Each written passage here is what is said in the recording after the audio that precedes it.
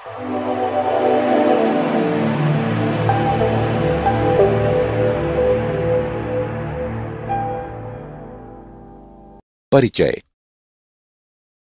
आज आरती और रचना बाजार गईं और फिर घर वापस आई। आरती ने पंखे और बल्ब का स्विच ऑन किया। पंखा धीरे चल रहा था तो आरती ने पंखे के रेगुलेटर को तेज रफ्तार पर कर दिया। रचना ने आरती से पूछा, तुमने सिर्फ रेगुलेटर को घुमाया तो पंखे की रफ्तार कैसे बढ़ गई? ये कैसे काम करता है? आरती ने जवाब दिया कि पंखे का रेगुलेटर एक चर प्रतिरोधक की तरह काम करता है। शुरुआती स्थितियों में प्रतिरोध उच्च होता है और पंखे की गति कम होती है, लेकिन जब रेगुलेटर घुमाया जाता है तो इसका प्रतिरोध घटकर इसके न्यूनतम मान पर हो जाता है और इस प्रकार पंखे की गति उच्चतम हो जाती है।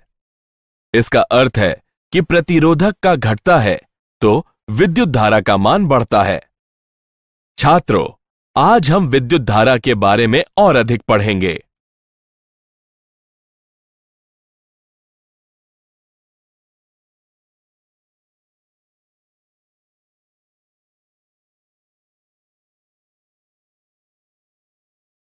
उद्देश्य।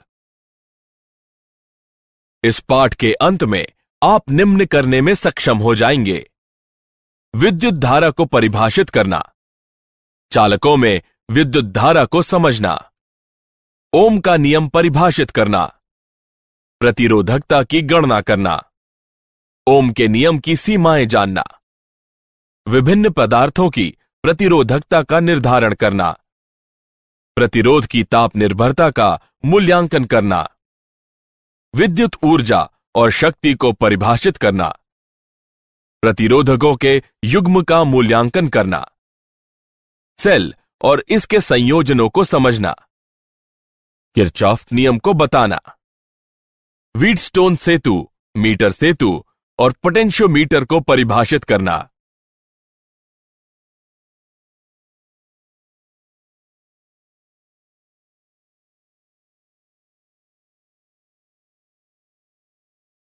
विद्युत धारा किसी पृष्ठीय क्षेत्रफल से एकांक समय में प्रवाहित होने वाले आवेश की दर को विद्युत धारा कहते हैं।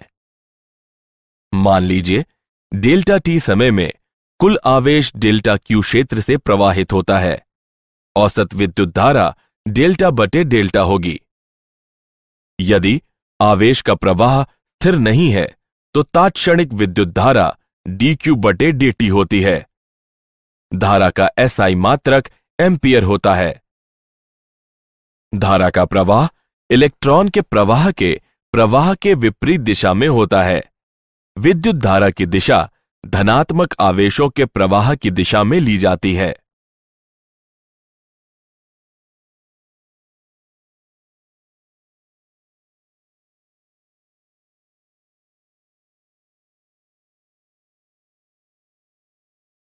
चालकों में विद्युत धारा। किसी चालक में धारा के प्रवाह के लिए उसमें विभवांतर होना आवश्यक है। धारा का प्रवाह उच्च विभव से निम्न विभव की दिशा में होता है। जब एक बैटरी किसी चालक के सिरों से जोड़ी जाती है तो बैटरी के टर्मिनल से जुड़े सिरों से प्रारंभ होकर चालक पर विपरीत चिन्ह का पृष्ठीय आवेश बनने लगता है। यह पृष्ठीय आवेश विद्युत क्षेत्र का निर्माण करते हैं। यह विद्युत क्षेत्र इलेक्ट्रॉन के विद्युत क्षेत्र के विपरीत दिशा में गति करने का कारण होता है। संघटट के कारण इलेक्ट्रॉन चालक में धीमी गति से प्रवाहित होते हैं और उनके औसत वेग को अपवाह वेग वीडी कहते हैं। इलेक्ट्रॉन के इस निर्देशित प्रवाह से धारा का निर्माण होता है।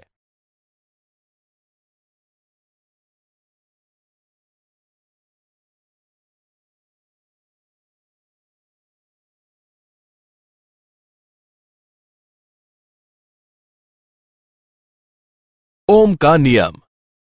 ओम के नियम के अनुसार किसी चालक धातु का विभवांतर उसमें प्रवाहित विद्युत धारा के अनुक्रमानुपाती होता है या V बराबर IR, जहां अनुपातिकता स्थिरांक R को चालक पदार्थ की प्रतिरोधकता कहते हैं। प्रतिरोधकता का एसआई मात्रक ओम होता है। कोई भी विद्युत यंत्र जो विद्युत धारा के प्रवाह का एक निश्चित मात्रा में प्रतिरोध करे तो उसे प्रतिरोधक कहते हैं। हम प्रतिरोध को इस चिन्ह द्वारा व्यक्त करते हैं। हम कल्पना करते हैं कि I लंबाई के एक तार में समरूप विद्युत क्षेत्र E और अनुप्रस्थ भाग का क्षेत्रफल A है। तार के सिरों के बीच विभवांतर दिया है V बराबर EI, लेकिन I बराबर A बटे रो L गुणन V, जहां रो पदार्थ की प्रतिरोधकता है। उपरोक्त समीकरण में I का मान रखिए, हमें प्रतिरोधकता का मान प्राप्त होता है जो कि रो L बटे A बराबर है। हम यह निष्कर्ष निकालते हैं कि किसी तार का प्रतिरोध उसकी लंबाई के समानुपाती और अनुप्रस्थ काट क्षेत्रफल के व्युक्त क्रमानुपाती होता है।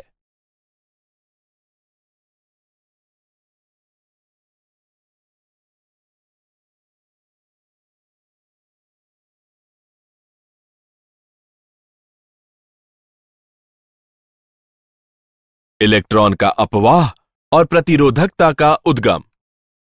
जब विद्युत क्षेत्र प्रयुक्त नहीं होता है तो इलेक्ट्रॉनों की यादृच्छिक तापीय वेग किसी भी दिशा में नेट धारा नहीं उत्पन्न करते।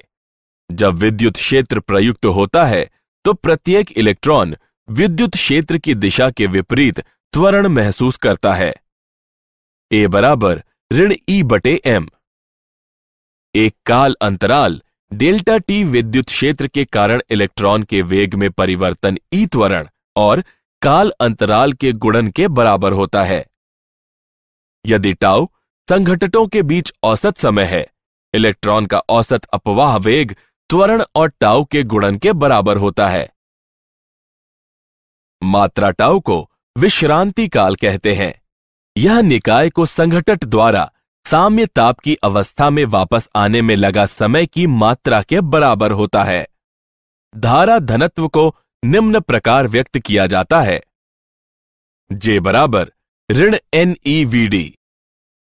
उपरोक्त समीकरण में Vd का मान रखने पर हमें प्राप्त हुआ J बराबर Ne वर्ग टाउ बटे M गुणन E।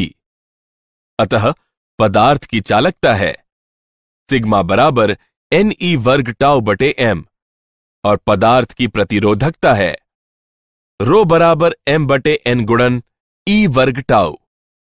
गतिशीलता किसी चालक पदार्थ में गतिशील आवेश वाहक की गतिशीलता प्रति विद्युत क्षेत्र अपवाह वेग के परिणाम के रूप में परिभाषित होता है। गतिशीलता म्यू बराबर Vd बटे E, जो कि E टाउ बटे M के बराबर होता है।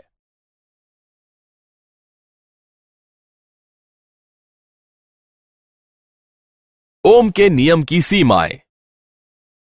हालांकि ओम का नियम बहुत से पदार्थों के लिए सत्य पाया गया है, फिर भी विद्युत परिपथ में प्रयुक्त ऐसे कई पदार्थ और यंत्र हैं जिनमें V और I में समानुपातिकता नहीं होती। विचलन निम्न प्रकार के होते हैं। V और I के बीच संबंध चिन्ह V पर निर्भर करता है। V के परिमाण को स्थिर रख उसकी दिशा उलट देने पर उसी परिमाण की धारा उत्पन्न नहीं करता जैसा कि I विपरीत दिशा में करता है। V I के समानुपाती नहीं रह जाता। समान धारा V के लिए I के एक से अधिक मान होते हैं। इस तरह का व्यवहार करने वाला एक पदार्थ गैलियम आर्सेनाइड है।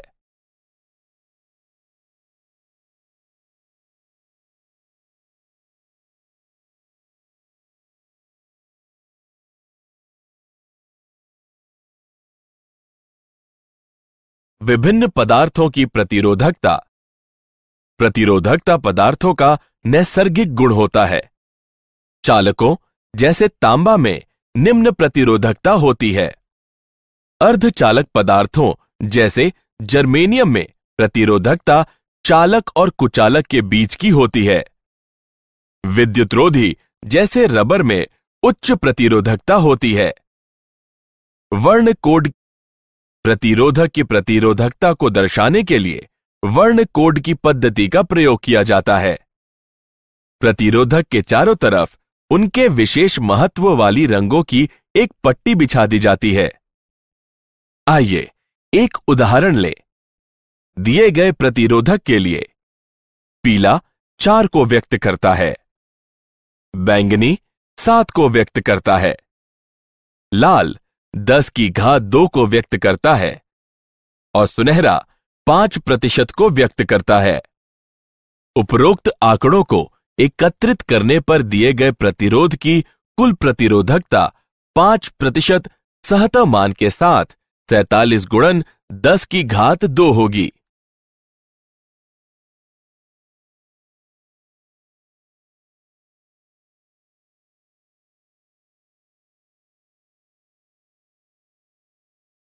प्रतिरोधकता की ताप पर निर्भरता। किसी पदार्थ की प्रतिरोधकता ताप पर निर्भर करती है।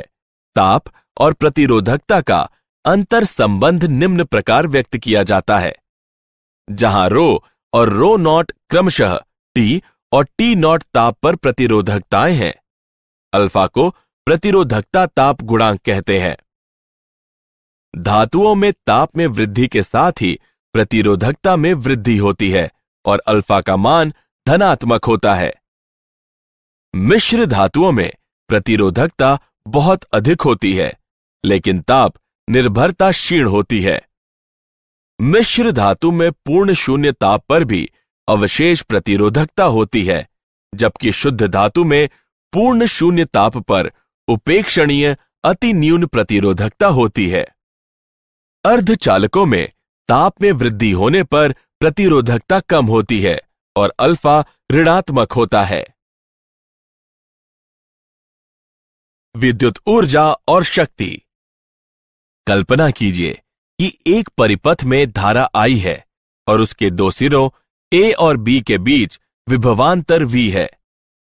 काल अंतराल डेल्टा T में आवेश की एक मात्रा डेल्टा Q बराबर I डेल्टा T परिपथ के बिंदु A से B बिंदु की ओर चलती है और विद्युत क्षेत्र द्वारा किया गया कार्य है। जिस दर से विद्युत ऊर्जा किसी परिपथ के एक भाग में प्रवेश करती है, उसे विद्युत शक्ति निवेश कहते हैं। शक्ति का SI मात्रक वॉट होता है। प्रतिरोधक में क्षयित शक्ति। जब किसी प्रतिरोधक में विभवांतर V उपस्थित हो, प्रतिरोधक के मुक्त इलेक्ट्रॉन में विद्युत क्षेत्र द्वारा त्वरण उत्पन्न किया जाता है और उनमें गतिज ऊर्जा का संचार होता है। ये इलेक्ट्रॉन प्रतिरोधक पदार्थ के परमाणुओं से संघटन करने पर उन्हें अपनी गतिज ऊर्जा का एक अंश प्रदान करते हैं। प्रतिरोधक में ऊर्जा का यह स्थानांतरण प्रतिरोधक के ताप में वृद्धि कर देता है। प्रतिरोध में शक्ति निवेश निम्न प्रकार व्यक्त की जाती है।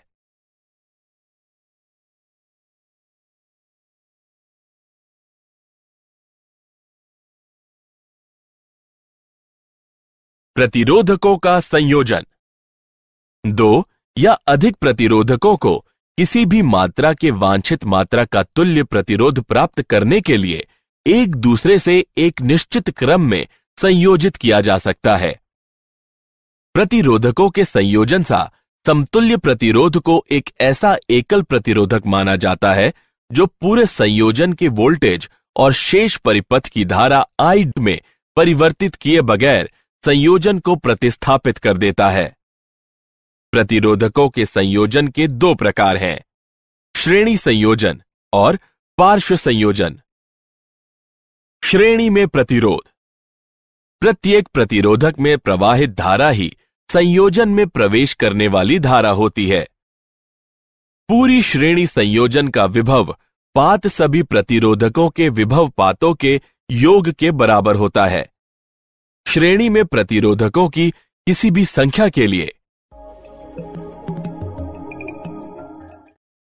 समतुल्य प्रतिरोधक सभी प्रतिरोधकों के योग के बराबर होता है। समतुल्य प्रतिरोध श्रेणी संयोजन के सबसे बड़े प्रतिरोध से बड़ा होता है। पार्श्व प्रतिरोध। प्रत्येक प्रतिरोधक में विभव पात समान होता है।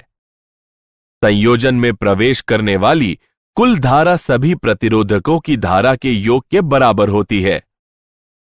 पार्श्व में प्रतिरोधकों की किसी भी संख्या के लिए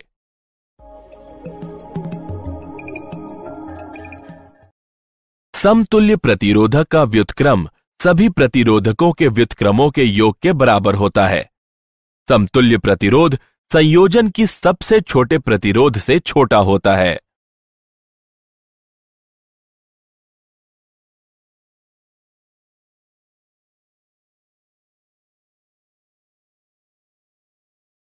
उदाहरण, आइए प्रतिरोधकों के संयोजन का एक उदाहरण लें। आकृति में दिखाए गए प्रतिरोधक संजाल में ए और बी के बीच प्रतिरोध की गणना कीजिए। आइए हल देखें। ए और बी के मध्य प्रतिरोध RAB की गणना के लिए हम आकृति में दिखाए गए एक समतुल्य संजाल का निर्माण करते हैं। अब हम भुजा GEFH के प्रतिरोध की गणना करते हैं, जो कि 1-1-1 बराबर 3 ओम है। यह भुजा GH के प्रतिरोध के पार्श्व में है। अतः G और H के मध्य प्रभावी प्रतिरोध 0.75 ओम है। अतः A और B के मध्य प्रभावी प्रतिरोध 2.75 ओम है। अब RAB बराबर 1-0.75-1 बराबर 2.75 ओम है।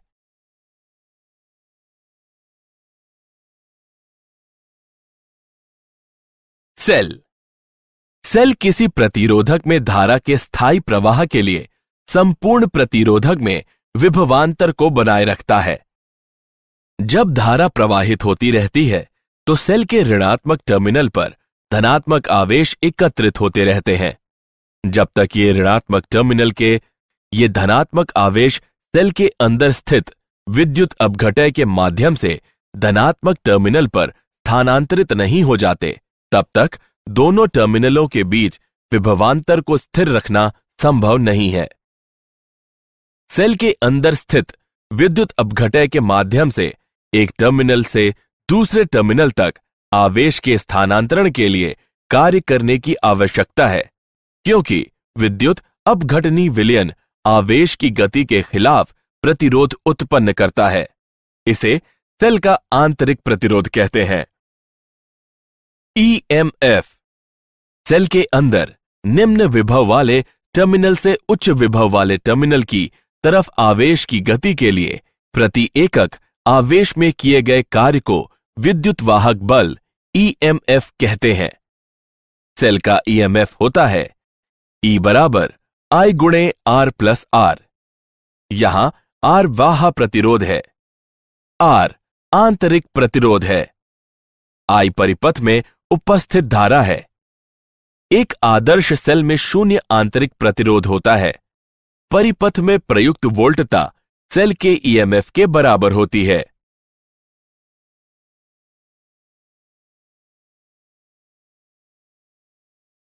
श्रेणी तथा पार्श्व क्रम में सेल। श्रेणी संयोजन में सेल। श्रेणी में सेल के सिरों को परस्पर इस प्रकार जोड़ा जाता है कि प्रत्येक सेल से धारा प्रवाहित हो। जब सेल श्रेणी क्रम में जोड़े जाते हैं तो बैटरी का EMF सभी सेलों के EMF के योग के बराबर होता है। कुछ आंतरिक प्रतिरोध सभी सेलों के आंतरिक प्रतिरोधों के योग के बराबर होता है। प्रत्येक सेल में वही धारा होती है जो पूरे श्रेणी क्रम में होती है। यदि n समरूप सेल प्रत्येक का EMF E और आंतरिक प्रतिरोध R है, एक श्रेणी में जोड़े गए हैं, तो परिपथ में प्रवाहित धारा होगी। पार्श्व क्रम में सेल संयोजन। जब सेल के आवेश को विभिन्न सेलों में विभाजित किया जाता है तो इसे पार्श्व क्रम सेल संयोजन कहते हैं। जब समरूप सेल पार्श्व क्रम में संयोजित होते हैं, बैटरी का EMF एकल सेल के EMF के बराबर होता है। कुछ आंतरिक प्रतिरोध का व्युत्क्रम सभी एकल सेलों के आंतरिक प्रतिरोधों के व्युत्क्रम के योग के बराबर होता है। बाह्य परिपथ की धारा सभी सेलों में समान रूप से विभाजित होती है। यदि n समरूप सेल प्रत्येक का ईएमएफ E और आंतरिक प्रतिरोध R है, एक पार्श्वक्रम में जोड़े गए हैं, तो परिपथ में प्रवाहित धारा निम्न होगी। किरचॉफ के नियम। पहला नियम, संधि नियम। किसी संधि पर संधि से प्रवेश करने वाली विद्युत धाराओं का योग इस संधि से निकलने वाली विद्युत धाराओं के योग के बराबर होता है। संधि में प्रवेश करने वाली या निकलने वाली विद्युत धाराओं का बीजगणितीय योग 0 होता है। दूसरा नियम, पाश नियम। प्रतिरोधकों तथा सेलों से सम्मिलित किसी बंद पाश के चारों ओर विभव में परिवर्तनों का बीजगणितीय योग 0 होता है।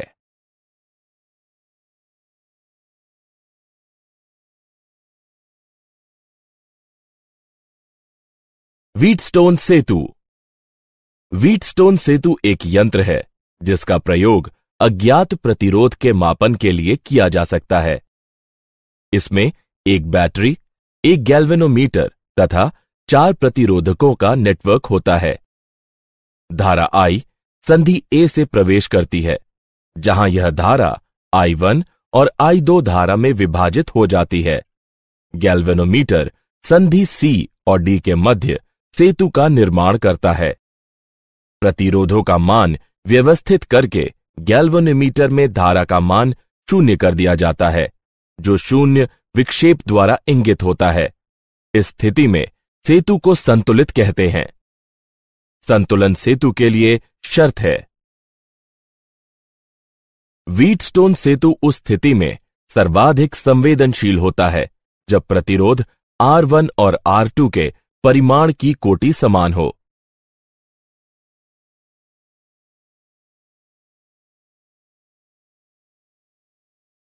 मीटर सेतु। मीटर सेतु व्हीटस्टोन सेतु की एक प्रायोगिक युक्ति है। यह यंत्र 1 मीटर लंबे एक समान अनुप्रस्थ काट क्षेत्रफल वाले तार से निर्मित होता है, जिसे 2 टर्मिनलों A और C के बीच एक लकड़ी की पट्टी पर एक समानांतर मीटर स्केल, जो तार के किसी भी भाग की लंबाई माप सकती है, के साथ कस दिया जाता है। हम सेल को पूरे तार, जिसकी लंबाई AC है, से जोड़ देते हैं। गैल्वेनोमीटर का एक सिरा रिक्तियों के मध्य बीचों बीच बिंदु D पर तांबे की पट्टिका से जुड़ा रहता है और दूसरा सिरा एक जॉकी से जुड़ा होता है, जिसे तार के किसी भी वांछित बिंदु से जोड़ा जा सकता है। एक प्रतिरोध बॉक्स R रिक्ति G1 से जुड़ा होता है और अज्ञात प्रतिरोध S रिक्ति G2 से जुड़ा होता है। संतुलन की अवस्था में हम पाते हैं, अज्ञात प्रतिरोध की गणना के लिए हमें केवल संतुलन लंबाई ही की शुद्ध परिगणना करनी होती है।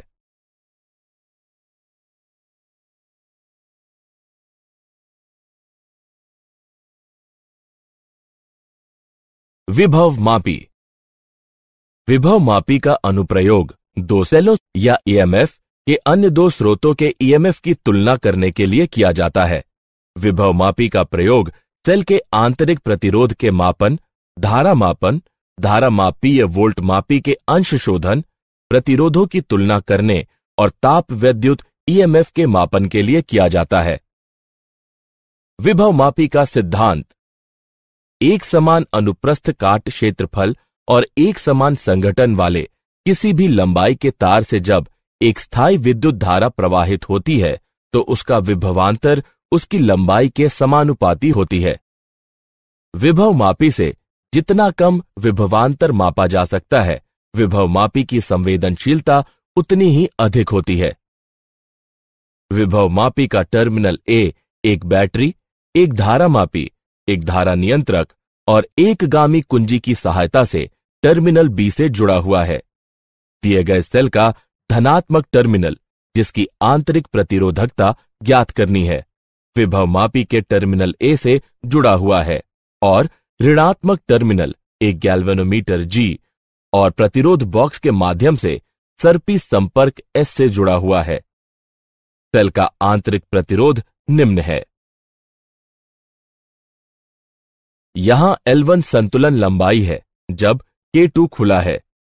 L2 संतुलन लंबाई है जब K1 खुला है।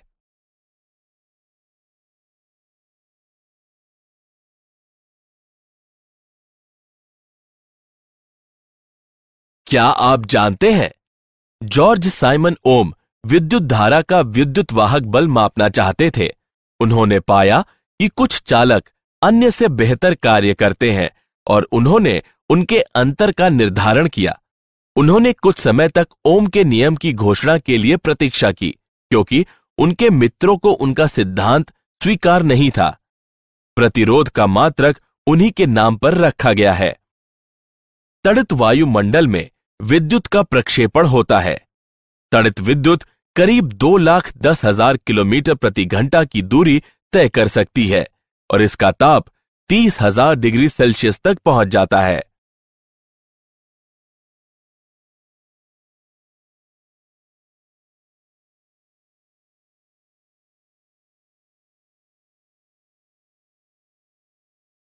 किसी अन्य अवयव जैसे कोई प्रकाश उत्सर्जी डायोड के साथ श्रेणी क्रम में रखी प्रतिरोधक धारा को सुरक्षित मान तक घटा देता है।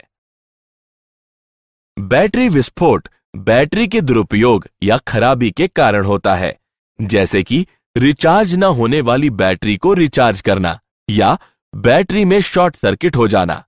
कार की बैटरियों में जब शॉर्ट सर्किट से अत्यधिक विद्युत धारा उत्पन्न हो जाती है तो उनके विस्फोट की ज्यादा संभावना होती है।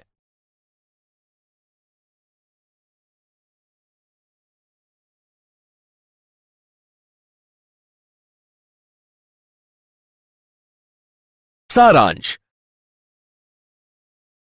आइए हमने जो कुछ सीखा है उसे संक्षेप में दोहराएं। किसी पृष्ठीय क्षेत्रफल से एकांक समय में प्रवाहित होने वाले आवेश की दर को विद्युत धारा कहते हैं। संघटन के कारण इलेक्ट्रॉन चालक में धीमी गति करते हैं और उनके औसत वेग को समवाह वेग कहते हैं।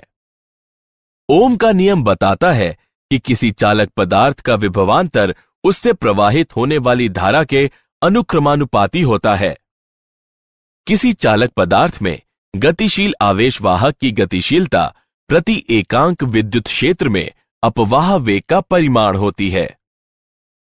प्रतिरोधकों के संयोजन से समतुल्य प्रतिरोध को एक ऐसा एकल प्रतिरोध माना जाता है जो पूरे संयोजन के वोल्टेज और शेष परिपथ की धारा में परिवर्तित किए बगैर संयोजन को प्रतिस्थापित कर देता है।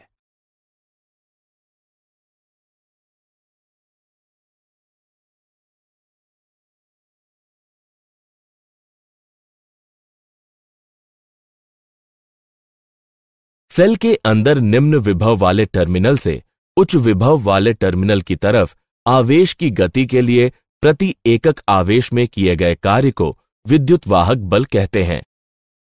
किरचॉफ का पहला नियम बताता है कि किसी संधि पर संधि से प्रवेश करने वाली विद्युत धाराओं का योग इस संधि से निकलने वाली विद्युत धाराओं के योग के बराबर होता है।